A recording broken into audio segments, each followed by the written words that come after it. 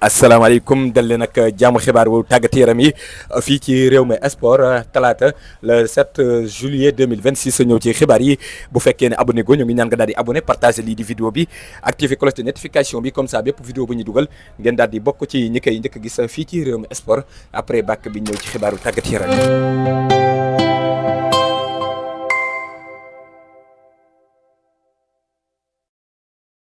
Rewmi Sport indil na leen nag ay moyens sama gaañ ay moyens yu original da ngeen a soxla donc moyen Sénégal moo xam na 2 étoiles rétro 2002 aussi disponible na ak yeneen i moyens yoo xam ne ay moyens yu original la en plus nag den ay prix yoo xam ne prix yu xéewale la comme ni ngeen ko gisee mooy Real de Madrid original pour jënd jaayaat mooy équipe nationale Argentine avec donc 4 étoiles naka doon tamit mooy Brésil avec donc 5 étoiles tous les moyens donc disponibles ak li nga xam ne moom mooy Rewmi Sport contacté ñu surtout ak 78 295 15 51 78 295 15 51 disponible nañu aussi sur WhatsApp mën ngeen ñu fa envoyé message war a bokk ngeen woo ñu téléphone toujours ak Rewmi Sport. li gën a fës ci xibaaru tàggat yaram yi dañ koy daal di dooree fële ca biir Italie dem ci club bu mag bi di AC Milan daal dinañuy am ab défenseur bu bees di kii di Mario Gila donc di défenseur bu équipe bi di Lazio de Rome en même temps aussi nekk doomu Espagne Mario Gila donc ñu daal di koy formé ci club bu mag bi di Real de Madrid Mario Gila officiel na daal dinañ am accord ak équipe bi di AC Milan nag dina fay lu toll ci 30 millions d'euros pour mën ko recruter moom kii di Mario Gil ci fàttali équipe bii di Real de Madrid dafa amoon ci moom 50% Real de Madrid kon lu mu gàtt-gàtt dinañ lekk fukki millions ak juróom ci transfert kii di Mario Gil fële ci biir AC Milan ci gàttal Real Madrid jamono ji ñu toll nii jaayul benn joueur bu nekk ci équipe am daanaka bëreegul mais nag fi ñu toll nii joueurs yi nga xam ne ñoom la am 50% mi ngi ciy lekk alal joo xam ne alal ju bëree bëri la par exemple le dossier de Victor Muñoz 20 millions par exemple le dossier de Mario Gila 15 millions par exemple le dossier de kii di Nico Paz nga xam ne si daf ko jaay pour 60 millions Real Madrid donc bientôt fi ñu toll nii mu daal di jaay benn somme bu toll ci 100 millions d'euros te pourtant daanaka pertugul ab joueur bu am solo en tout cas gars ñi Mario Gil donc dina daal di ginnaaw bu nu bàyyi ko ci dossier bu kii di Mario Gil dañuy daal di continuer toujours ci club boobu nga xamante si nii moom mooy Napoli gars ñi seen joueur bi di Scott McTominay est-ce que xam ngeen ne am na nu muy demee Real Madrid jot si parce que José Mourinho daf ko bëgg ba yegg ci lool jamono ba mu nekkoon ca United déjà doon na ko surveiller de temps en temps José Mourinho aussi apprécié na ko bu baax a baax am na ñaari club yu Arabie Saoudite yoo xam ne teg nañ ca table bi xaalis bu bëree bëri pour mën a recruter kii di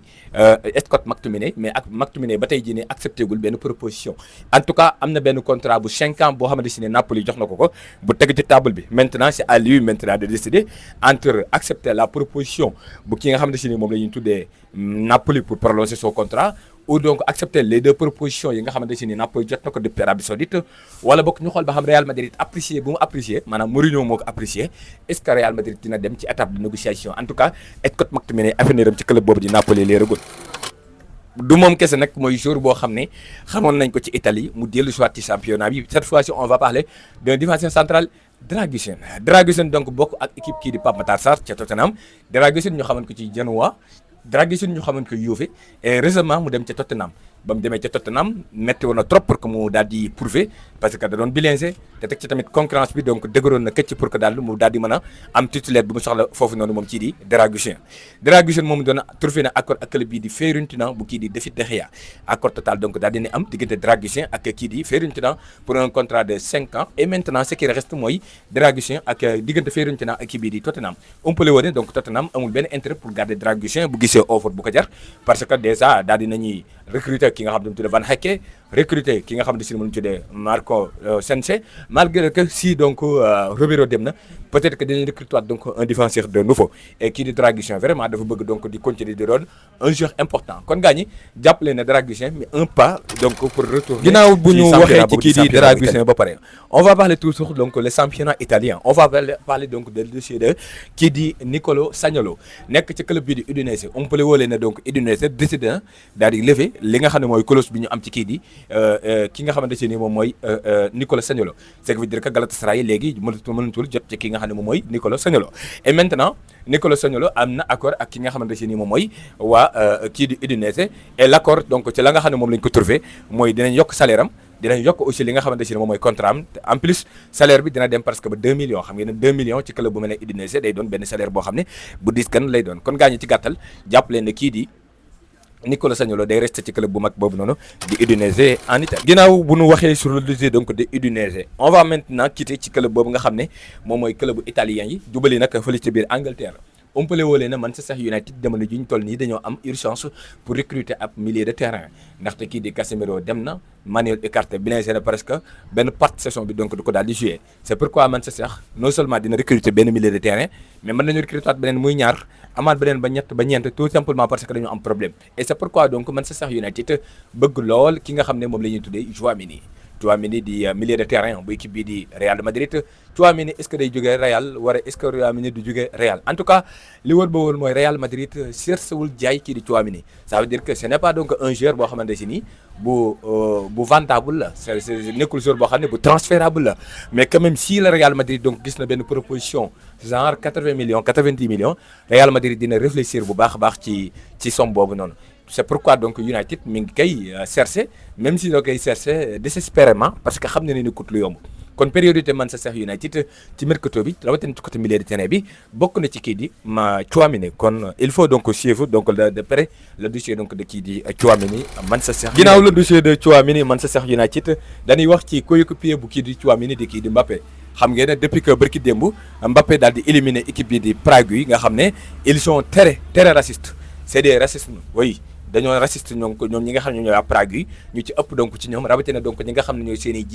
njiitum réew actuellement Mbappé mi ngi koy dàggasante ak ñoom lu bëree bëri léegi nag le président de la République de la France di kii di Macron dégg génn na défendre ki nga xam ne moom mooy son joueur di kii di Mbappé nee na ko Mbappé tey kontaan naa bit bi nga dugal rawatina bit boo xam ne da nga ko dugal contre le racisme ce qui veut dire que ñi ngi ko dugal ci boppam dañuy donc di jéem a féddale ay xeet wala boog di jéem a ràññetle ay xeet loolu nag kii di Macron kontaan na ci ba yegg ci loolu c'est pourquoi donc démb ba tey gars yi Mbappé la ñuy waxtaanee Mbappé nag gars ñi ci fàttali nag mi ngi xuloo ak benn jigéen gu nekk ca Prague yi tout simplement parce que jigéen gi daf ko traité que ne ko yow doo français doomu Cameroun nga daw làqu nga da nga ñëw fii ci France fi daw làqu ce qui veut dire que yow da kaa bëgg wax ne yow doo tubaab donc doomu nit ku ñuul nga kon yow nit ku ñuul nga Mbappé di ko xamal ne ko yow ñu mel ne yow ñoo yàq football ñu mel ne yow ñoo yàq société parce que ñu mel ne yow duñ leen bàyyi ñu nekk fi di jaxase li nga xam ne moom mooy àdduna bi c'est pourquoi donc kooku daal di koy tiwitiwaat donc tontat ko ne ko yow ci boppam la ma waxoon laay waxaat daw làqu nga te en plus yow ñu mel ne yow waruñ leen a bàyyi ci société bi donc jigéen gi loolu la waxaat encore contre kii di Mbappé fi ñu toll nii mënuma indi donc li nga xam ne moo xew lépp entre les deux mais coach leen ñu donc ci Rewmi Sport Pro donc dinañ leen détailler diggante Mbappé ak Faamu ay kàddu yu nekk la ñuy waxante mais ñun dañuy préférer daal di jubali fële nga xamante si nii moom mooy ca biir Portugal après l'élimination donc du Portugal Bruno Fernandes di milieu de terrain bu Manchester United xam ngeen ne bu ñuy xool équipe bi nga xamante ne moom la ñu jàpp ne mooy équipe déception bi après le Sénégal mën nañ jot ak Portugal te sax xëy na sax Portugal mën a gën a doon équipe de déception bi rawatina boo xoolee niveau bi nga xam ne moo am ci milieu de terrain bi pourquoi parce que gars ñi jàppoon nañu ne milieu de terrain Portugal bi durant li nga xam ne moom mooy mondial bi mën nañoo doon meilleur milieu de terrain parce que bu ñu xoolee le trio João Neves ak kii di Vitinha au PSG gis niveau bi nga xam ne moom la kii di Bruno Fernandes am à Manchester bon da ngay yaakaar ne ñoom ñett mën nañu toj coupe du monde bi et pourtant demi wut noonu Bruno Fernandes nee na dañoo am lu ñu métti ça veut dire que dañoo am déception li leen déceptionné wu loo mooy lan parce que dañoo bëggoon a gagné ji coupe bi te ndax demuñu final kon suñu coupe du monde dafa échec maanaam c'est une coupe du monde négative pour le Portugal bu ñu sukkandiku ci kii di Bruno Fernandes. Cristiano Ronaldo. Oui c'est vrai c'est ma dernière coupe du monde Cristiano Ronaldo annoncé na officiellement gagné nee na day bàyyi football ci équipe nationale Portugal ak coupe du monde kon coupe du monde 2030 kii di Cristiano Ronaldo du ko mën a jouer il faut donc nag ñu defal leen ay xaaj déclaration yu Cristiano Ronaldo daanaka soriwut ak la déclaration bu kii di Neymar pourquoi parce que ki nga xamante si ni moom la ñuy tuddee Neymar daanaka dafa bàyyi Brésil mais bàyyiwul football Cristiano tamit daanaka dafa bàyyi coupe du monde mais bàyyiwul Portugal xam ngeen ne gagné bientôt c'est la Ligue des Nations et bientôt c'est la compétition bi nga xam ne moom la ñu tuddee Euro donc compétition yëpp yooyu disponible te maa ngi dégg ñu ne Jorge Jesus dinañ ci dikkat ak yeneen information mooy doon coach bu bees bu kii di Portugal te xam ngeen ne ku xam Jesus xam ki nga xam ne moom mooy Cristiano Ronaldo ñoom ñaar seen relation donc Cristiano dafa écarté complètement lu jëm ci wàllu jouer beneen coupe du monde mais lu jëm ci wàllu avenir am est-ce que day bàyyi équipe nationale léegi nii wala day toog ba Euro 2028 Cristiano leena dina toog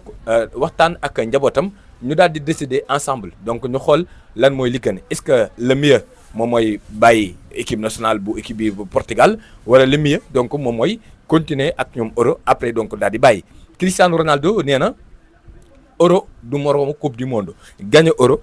moo gagné coupe du monde ñoo yem ci atum 2016 gagné naa Euro. gagné naa aussi li nga xam ne mooy la Ligue des Nations gagné naa li nga xam ne moom mooy ñetti trophée ak équipe bii di Portugal jamono ba may dikk amul benn joueur bu gagné dara ak kii di Portugal ba ma dikkee la Portugal commencé am dara donc loolu ndam la ci man. Cristiano bu démb ba mooy Cristiano bu tey bi amul bàyyi ala accio damay dem ba jeex donc tey am naa déception mais c'est ça le football tey da ngay am suba nga ñàkk loolu mooy kaddu yi nga xam ne Cristiano yëkkati na ko kon ci gàttal lan la ñu war a xool ci Cristiano fii ak bis yi ñu dëkkmal est-ce que Cristiano day jël retraite international est-ce que Cristiano Ronaldo day wax ne damay continuer ba 2028 wala boog est-ce que Cristiano Ronaldo day fas yéene donc daal di bàyyi football complètement bon la dernière moom daanaka exclure nañ ko Cristiano du bàyyi football Cristiano dafa bëgg a marqué na 1000 bi te 1000 bi donc mën na ko marqué à partir donc de la saison prochaine jërë ngeen jëf gaa ñi fii la xibaar yi yem di leen jox dig